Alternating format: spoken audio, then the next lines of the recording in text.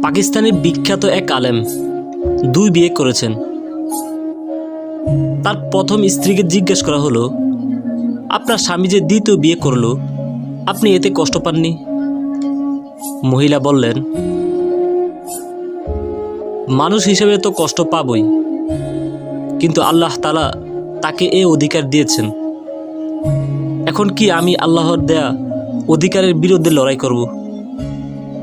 বরং আমি নিজেকে এই বলে সান্ত্বনা দেই, এটা আমার জন্য আল্লাহর পরীক্ষা।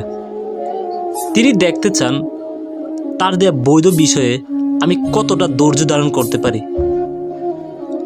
একাধিক বিয়ে বৈধ, এটা আপনাকে মানতে হবে, বিনা বাক্য ব্যয়ে মানতে হবে। কোনো যুক্তি টুক্তি চলবে না। যারা একাধিক বিয়ে করে তাদের দেখে নাক ছিটকানো যাবে না, বলা যাবে না, আরে দূর, চরিত্র ভালো হলে কি আর 2 বিয়ে করবে। যদি বলে থাকেন তাহলে নতুন করে কালিমা পড়ে নেন, কারণ আপনি কুফরি করেছেন। পতিতালয়, জিনা, ব্যভিচার বন্ধ করুন।